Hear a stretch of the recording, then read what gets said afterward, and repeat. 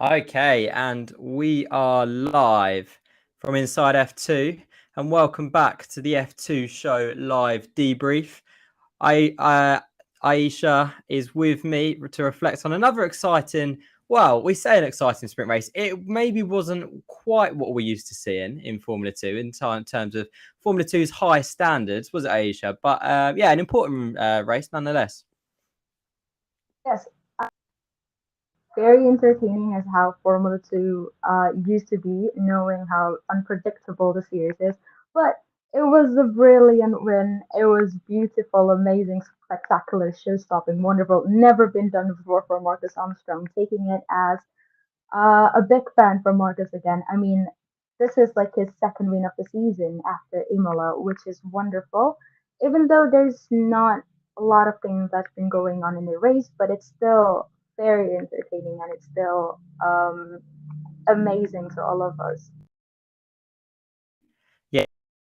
We've got a few comments coming in already. David saying a sleep fest race. The only thing that kept it a bit exciting was to see who got penalties for track limits. We're going to come on to those very shortly. And F1 Indian guy said, why Prema are so mid this year? We will absolutely as well. But let's start with Marcus Armstrong, race winner. It was quite a controlled performance by him, wasn't it, Asia? Yes, actually, because reflecting on like his bad luck that made him miss so many opportunities to take another win, or maybe he could have had more wins, he could have had more points without the bad luck. But taking a look at this race, it was very good. He can hold on to his position, even though Theo Porcher has been pressuring him from like one lap to another. But it was very relieved to see Marcus Armstrong retaining his lead from the start of the race with the advantage of the first pole position. So it was really great indeed. And I'm just really glad that Marcus could convert that position into another win. Yeah, let's go into David's point then. He said obviously about track limits, where obviously Teo Porcher being investigated after the race around track limits. What do you think on track limits, Aisha? Obviously, it's been a big talking point both in Formula 1 and Formula 2 this weekend. A lot of people saying if there was walls where the light white lines are, then they'd be into the barriers. And surely drivers of this skill and caliber should be able to keep the cars inside the white lines, no? I think it's impossible, honestly. Taking a look at how difficult the circuit is in the Red Bull Ring circuit, it's just impossible to not have this penalties or whatever it is that they are receiving from the sessions because the track limit is somehow too small because the circuit is very challenging and there are a lot of drivers who say that it will be very tempting to go over the track limits. And I mean, like, imagine if we were in the simulator. I think we would just pass the track limit over 100 times or even more. Even them as like the skillful drivers in Formula 2. I mean, they are professionals basically, but I think it's just impossible to not get past the track limits. How in your opinion, then, would you punish drivers that are going over track limits, or how would you define the track limits in the first place? If it is really difficult for drivers to keep it within the white lines, how do we know who's gaining an advantage and who isn't? Um, I don't, I don't think there is any driver that's gaining advantage from the track limits because it's really hard to control your car without actually trespassing these limits that the track has. And the steward has been summoning drivers to get penalties and stuff like that. But I think it wouldn't be wise to give them so much penalty just because of that, because the difficulty is more than usual. Taking a look at like how wide the circuit used to be. So I think there's no drivers that's gaining advantage, or maybe them who have like good experiences, good memories in the circuit. But this time, I think it'll be hard to decide that. And obviously, I'm not wise, so I don't think it'll be ideal to like give them race penalties or even um, punishment after that. Yeah, it is a difficult one, isn't it? Knowing where the line is, not literally, but yeah, knowing where the line is and where it isn't. Keep your comments coming in. If you do have any comments, questions, or just want to get involved, please keep them coming in. Let's go to F1 Indian guys. Comment saying what, or question even, saying why are Prema struggling a bit this season? Obviously, the team that probably, since the start of Formula 2 have been probably the best team and the go-to team in Formula 2, but they have struggled a little bit this year. Why do you think that is, Aisha?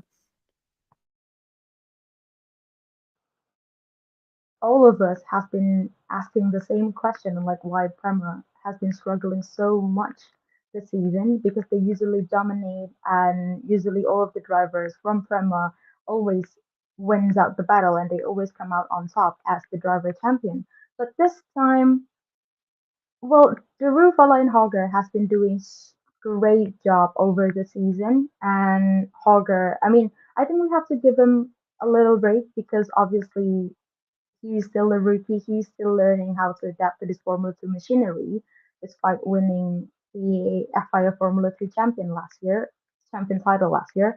But it's still, I think we just have to give Prema a little break, not to pressure them on like, why do they always have to win? Because I think it's normal to lose and it's also normal for them to just have bad days. Because taking a look at how competitive Formula 2 is and all of these drivers, they're always striving for the best. Absolutely, and Hauger obviously a race winner in Formula 2 this year, which yeah, shows that Prema on their day are still going to be a really competitive outfit, aren't they? And you never know, tomorrow might be the day that they bounce back very strong. Liam Lawson, really unlucky. He started the season so well, didn't he? Only driver inside or on the podium for certainly 3 out of the first 4 races of the season. What's happened? He's just getting very unlucky, isn't he? And he looked like the driver at the beginning of the season at Carlin that was going to have a title push, and it looks now more like it's going to be Logan Sargent. Well, yeah. um, as from what it looks like from the results and how good Logan Sargent is doing right now in Formula 2, I think it's, well, I wouldn't say that it's over for Lawson, not completely. Like, there's still hope for Lawson if there are still more rounds to come this season. But Sargent, he looks so promising, especially after his last win in the last round. I forgot where it is, but it was really promising. It was a really promising performance. Seen him in the FIA Formula 3 season as well. He's been doing really good. So I think it will be hard for Lawson to battle out his own teammate and taking a look at like how strong Carlin Weekend is. But it's just, I think this time it's just a bad luck for Lawson. But like I really hope he has another chance tomorrow to make some kind of redemption. Yeah, I hope so too. As you say, Sargent is growing stronger and stronger every race. I want to talk about Jack Doohan as well. Podium for him today. Yeah, that's a good result for Jack Doohan, right? Yeah, it's a really good result for Jack Doohan. Really happy with how it turns out, even though he was definitely aiming for second. But third place is not bad at all, with like points and definitely taking another Formula 2 podium is not bad at all for Doohan as a rookie. Yeah, again, he could be in the hunt tomorrow, maybe for a good haul of points. Another driver, Chembolik Bassi, was doing so well, wasn't he? Running in his, it was P11 at one point. That's a career high for him. And then he chucked it in the gravel, and I was gutted for him because he was doing so well. Yeah, hopefully he'll bounce back from that. But it shows that he's growing again, isn't he? And yeah, he's looking better and better every race weekend, right? At least he made some progress and some major improvements over the season, because I think he has a lot of bad luck and a lot of fans just kind of like dissing it out just because he started from esport, virtual sim racing. But it just shows how sim racing could actually help you racing in real life, which is really good coming from Jembo Bassi. So it's really good to see him making progress. Really good to see him getting close inside the top 10. I hope he'll get more opportunities next time. Yeah, let's hope so. So looking ahead to tomorrow, then Frederick Vesti starting on pole, his first pole position in Formula Two. How good was that? And can he take the win tomorrow in the feature race? I think so. I think he is going to take the win tomorrow. I mean, like, not making bold predictions early, because last year Frederick Vesti actually beat Dennis Hogger on the feature race to take a victory in the FIA Formula 3. So I think he knows the circuit really well. And taking the start from pole position, it'll be really good for him as well. I mean, obviously, last year he was taking the second position, I think, in the race one, like the first race of the season, the first race of the round, where Dennis Hogger actually took the win, and then on the feature race, he wins it. So I think it's going to be very possible. Like, the possibilities are definitely higher than expected, knowing how Frederick Vesti is really good at the circuit. So fingers crossed for him tomorrow. Yeah, fingers crossed he goes well. We'll end today with a question that says about our championship leader. Obviously, another strong result today. Mr. Consistent, Felipe Drugovich. Question says, how do you think Felipe played today's race? Is he just collecting points and leaving Teo to chase? I think it's great. Honestly, Felipe Drugovich, he has been going so strong this season. It almost feels like he's undefeatable. And definitely in the championship hunt, he's like, there's no way these drivers are going to get, like, no. I mean, like, how many gaps to, like, points to second again? Because I think it was a really healthy gap, because with the points he had to, like, second.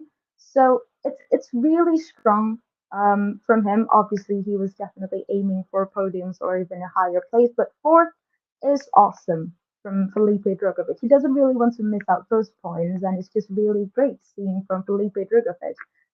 So yeah, I don't think no one is going to dethrone him from the championship league.